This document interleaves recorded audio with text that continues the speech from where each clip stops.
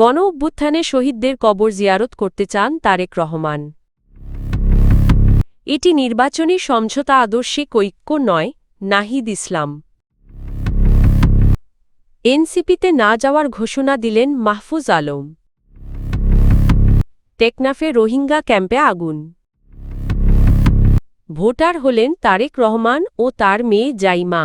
বিএনপির ভারপ্রাপ্ত চেয়ারম্যান তারেক রহমান জুলাই আগস্টের গণ অভ্যুত্থানে শহীদদের কবর জিয়ারত করতে আগ্রহী বলে জানিয়েছেন দলের মিডিয়া সেলের আহ্বায়ক ডা. মওদুদ আলমগীর পাভেল। রোববার গুলশানে সমসাময়িক বিষয় নিয়ে গণমাধ্যমের সঙ্গে আলাপকালে তিনি এই তথ্য নিশ্চিত করেন। তিনি বলেন, দীর্ঘ ১৭ বছর পর দেশে ফিরে তারেক রহমান প্রথমবারের মতো বিএনপি চেয়ারপারসনের কার্যালয়ে আনুষ্ঠানিকভাবে দাপ্তরিক কার্যক্রম শুরু করেছেন। এর আগে তিনি দীর্ঘদিন ভার্চুয়ালি দলের কার্যক্রমের সঙ্গে যুক্ত ছিলেন। ডা. পাভেল জানান, তারেক রহমান বগুড়া -৬ ও ঢাকা -১৭ এই দুটি আসন থেকে ত্রয়োদশ জাতীয় সংসদ নির্বাচনে প্রতিদ্বন্দ্বিতা করবেন। বগুড়া -৬ আসনের মনোনয়নপত্র দাখিলসহ নির্বাচনী কার্যক্রম পরিচালনার জন্য তিনি প্রয়োজনীয় নির্দেশনা দিয়েছেন এবং নির্বাচন পরিচালনার দায়িত্ব আব্দুস সালামকে দিয়েছেন।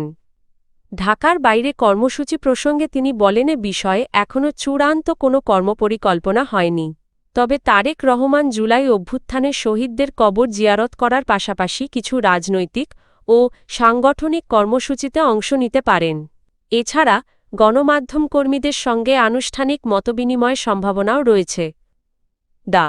পাভেল আরও জানান, বিএনপির আসন বণ্টনের কার্যক্রম ইতোমধ্যে শেষ হয়েছে এবং আগামীকাল মনোনয়নপত্র দাখিলের শেষ দিন। ত্রয়োদশ জাতীয় সংসদ নির্বাচনে বাংলাদেশ জামায়াতে ইসলামী ও তাদের সমমনা ৮টি দলের সঙ্গে জোটবদ্ধ হয়ে অংশগ্রহণের ঘোষণা দিয়েছে জাতীয় নাগরিক পার্টি এনসিপি। তবে দলটির আহ্বায়ক নাহিদ ইসলাম স্পষ্ট করে বলেছেন, এটি কোনো আদর্শিক ঐক্য নয়, বরং একটি নির্বাচনী সমঝোতা। রোববার রাজধানীর বাংলা মোটর রূপায়ণ ট্রেড সেন্টারে এনসিপির অস্থায়ী কেন্দ্রীয় কার্যালয়ে আয়োজিত জরুরি সংবাদ সম্মেলনে নাহিদ ইসলামে ঘোষণা দেন।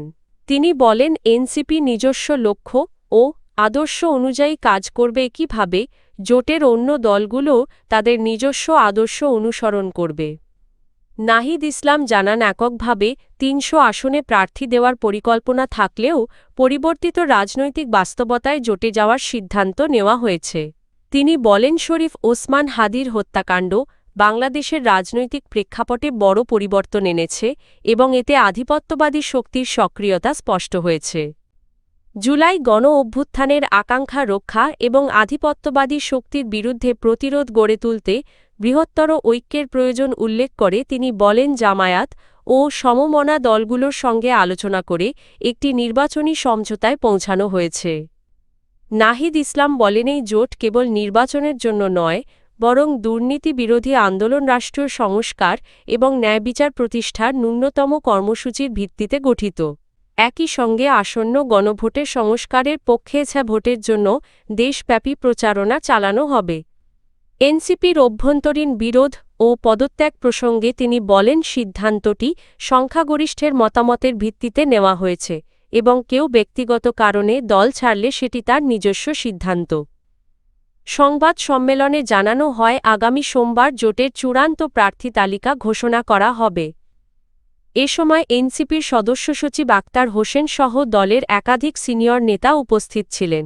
জাতীয় নাগরিক পার্টি এনসিপি তে যোগ না দেওয়ার ঘোষণা দিয়েছেন অন্তর্বর্তী সরকারের সাবেক উপদেষ্টা ও জুলাই গণ অভ্যুত্থানের অন্যতম নেতা মাহফুজ আলম।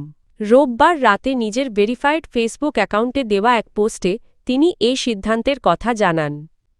আমার রাজনৈতিক অবস্থান শীর্ষক পোস্টে মাহফুজ আলম বলেন, নাগরিক কমিটি ও এনসিপি জুলাই গণ অভ্যুত্থানের সম্মুখসারির নেতৃত্বে গড়ে উঠলেও দলটিকে একটি বৃহৎ ও স্বতন্ত্র জুলাই আমব্রেলা হিসেবে দাঁড় করানোর তার চেষ্টা সফল হয়নি।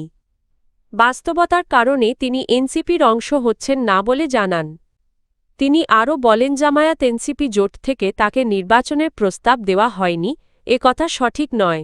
তবে কোনো আসনে ওই জোটের প্রার্থী হওয়ার চেয়ে নিজের দীর্ঘদিনের রাজনৈতিক অবস্থান ও নীতিতে অটল থাকাকেই তিনি বেশি গুরুত্বপূর্ণ মনে করেন।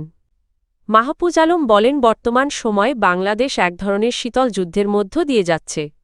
এই পরিস্থিতিতে কোনো পক্ষ না নিয়ে নিজস্ব নীতি ও বক্তব্যে দৃঢ় থাকা প্রয়োজন। তিনি জানান, বিকল্প ও মধ্যপন্থী তরুণ বা জুলাই শক্তির সম্ভাবনা এখনও শেষ হয়নি।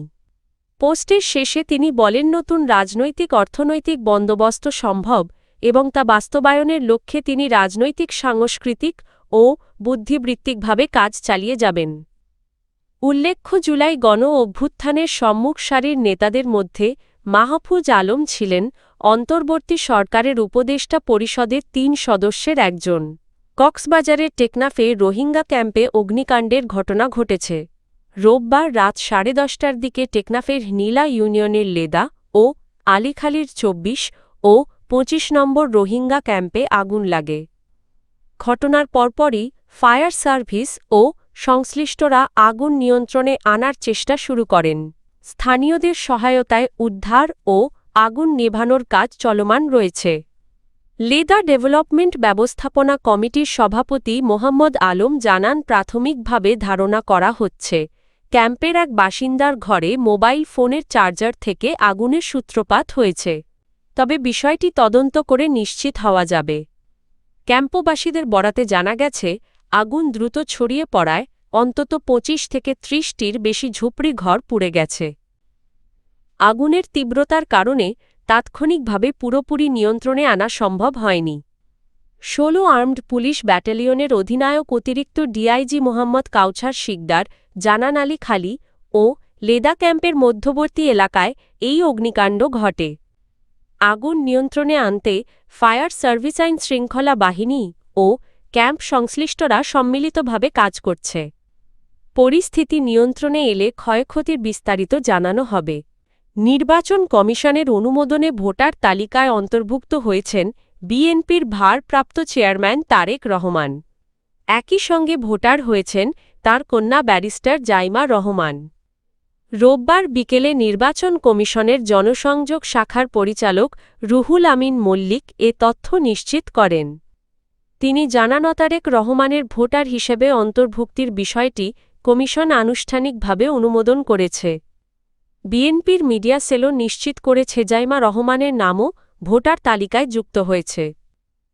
বিএনপি সূত্র জানায়, তারেক রহমান ঢাকা-17 আসনের ঢাকা উত্তর সিটি কর্পোরেশনের ১৯ নম্বর ওয়ার্ডের গুলশান অ্যাভিনিউ এলাকার ভোটার হিসেবে তালিকাভুক্ত হয়েছেন।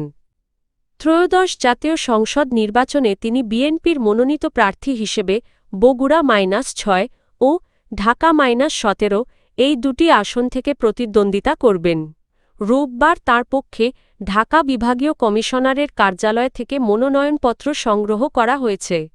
এর আগে শনিবার নির্বাচন কমিশনের প্রশিক্ষণ ভবনে গিয়ে তারেক রহমান ও জাইমা রহমান জাতীয় পরিচয়পত্র নিবন্ধনের সব কার্যক্রম সম্পন্ন করেন। একই ঠিকানায় এর আগে তারেক রহমানের স্ত্রী ডা. জুবাইদা রহমানও ভোটার হিসেবে নিবন্ধিত হন।